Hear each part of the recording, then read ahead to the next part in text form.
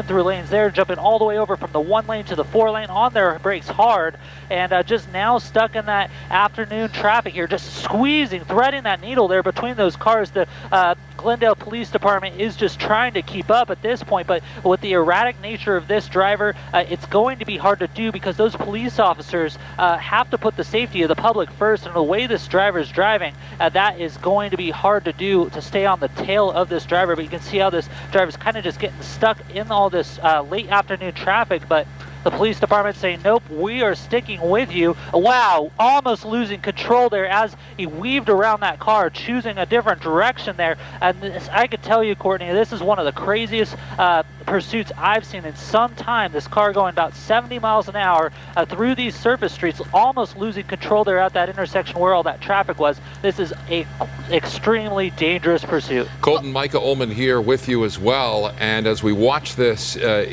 become increasingly dangerous on surface streets, oftentimes law enforcement will actually back off and try and calm things down. It doesn't appear at this point that these officers are willing to do that.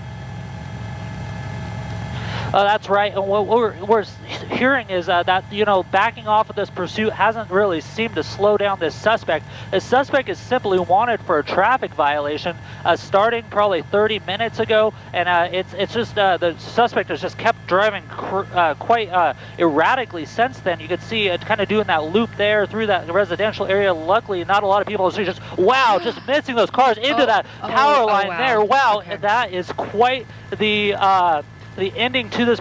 We were using that median lane, and now we're back on the right side of the lane. Now this driver's hopefully slowing down a little bit, going through hopefully that intersection had a green light, and now we're hitting some traffic. So we're slamming on the brakes and going back onto the shoulder here. There's a parked car. We're going to go onto the sidewalk now. It's going to be hard to see here as we go under a tree. We're going to see that car come back out from that driveway, from using that sidewalk. Hopefully LAPD was able to get around that car as well, and we're continuing northbound now on Crenshaw.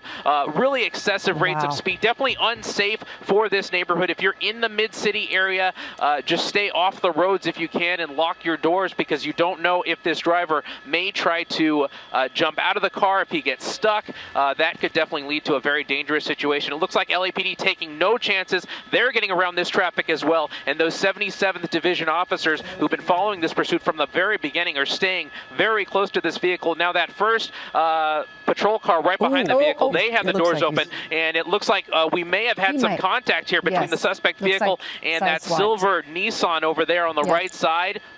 And it looks like this driver almost in a panic now, and a truck may be getting involved, possibly blocking him in. This truck, it's hard to tell if this truck is trying to get involved or if this is just accidental. It's absolutely intentionally trying to get involved in this. The suspect driver is almost pinned in there. You can see LAPD seeing file here, and now we can expect a possible pit maneuver here if they see an opportunity. One has to believe that pit maneuver has been authorized by now.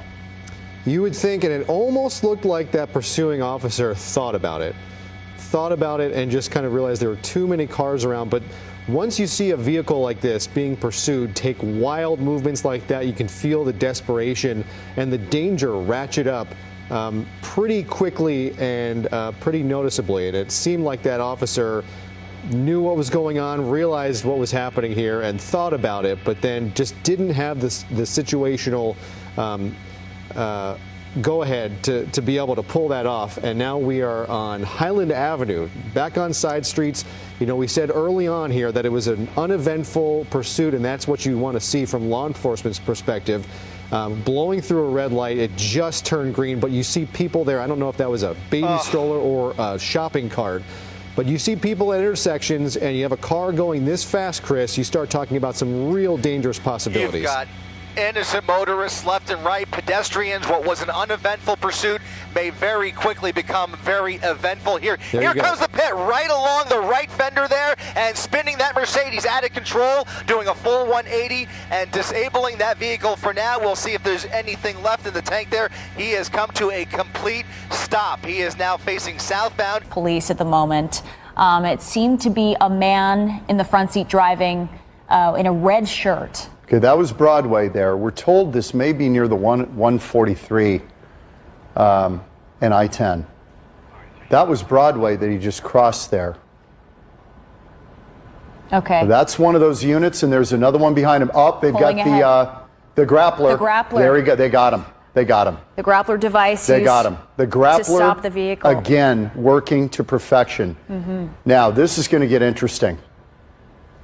Oh, here we go. He should go. He was on the freeways for quite a while, but then got off in the Sierra Madre area and was in the Pasadena area. Look at this, look at this, look at this. Oh, look at that.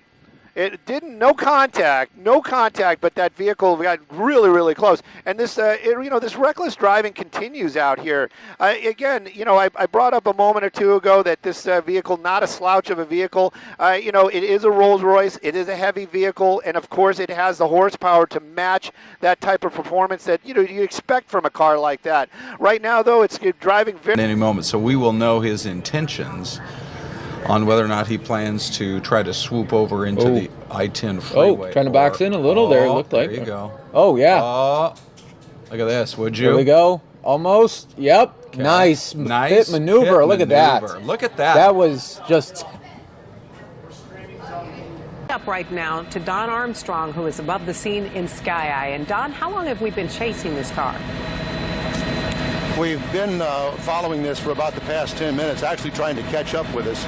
From what we understand, this is a Dodge Challenger, and it is a Hellcat, 707 horsepower motor in this car, and obviously going way faster than the speed limit here. This is just outside the Beltway on I-10. We're heading eastbound now, and probably about 100 miles an hour or so, if not faster. Yeah, Don, that car is moving so fast. I'm not getting mixed minus on my IFB, by the way. I'm getting feedback, so I'm turning it down. But, Don, that vehicle is clearly going at least 110 miles an hour. That guy is moving along, and those Chargers, if you've ever been in one of those and driven those things, they can cruise at 150 without a problem. And that's what the wheels there. You can see the black exhaust smoke. It's very clearly defined here as it now is going eastbound. And they're about to put out information. Lost control there, going off the roadway there. Nearly hits a parked vehicle. Now back on the roadway again. We'll bring the camera out just a little ways to show you a little better the neighborhood that we're in. It's most of this area right here are it's either residential on one side and warehouse on the other. Oh, just missed that vehicle right there at that intersection. That's very dangerous, as we've indicated several times now, hoping that this comes to an end peacefully, but we're just going to continue to follow it. Go ahead.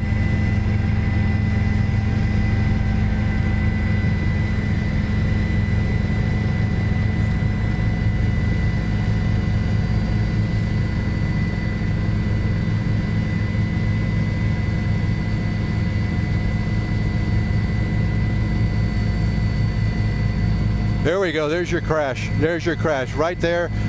Nearly, obviously struck the railroad crossing there. We've got a guy that's jumped. Scott, do we know how this started? We do not know exactly. We know it started in Venice. We're not certain what the want was on this vehicle, but it's nearly impossible to stop all traffic on the 405 northbound. Now, they've done that a little further south. I can see it out the window, so they're doing everything they can do to try and make this as safe as possible, but it's just so dangerous. So up ahead, you're going to see an area where there are no vehicles coming northbound on the 405, and then you're going to see a hole open up out of your shot. You're going to see where the freeway is shut down. It's going to be interesting to see, push back in, what she does when she comes up on that stopped group of traffic on the 405 north. Again, she's southbound at a high rate of speed in a van that she's having a hard time controlling. Open up a little bit for me, and then you're going to see where the blockade is, if you will. There's the patrol car. There's the blockage of the freeway. And boy, how dangerous is this?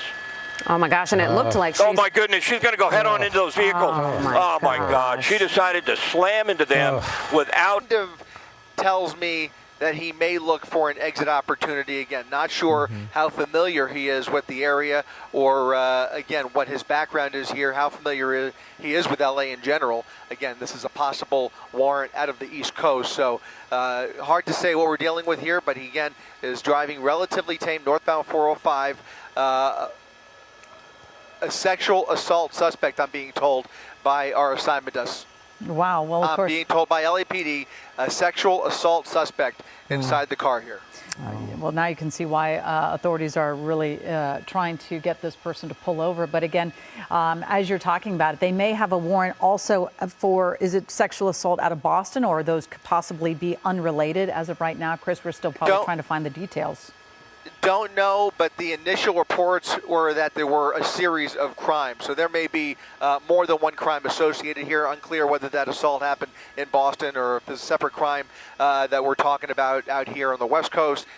Don't even know if it's his vehicle. Right now, it's just kind of a lot of unknowns that we're working with.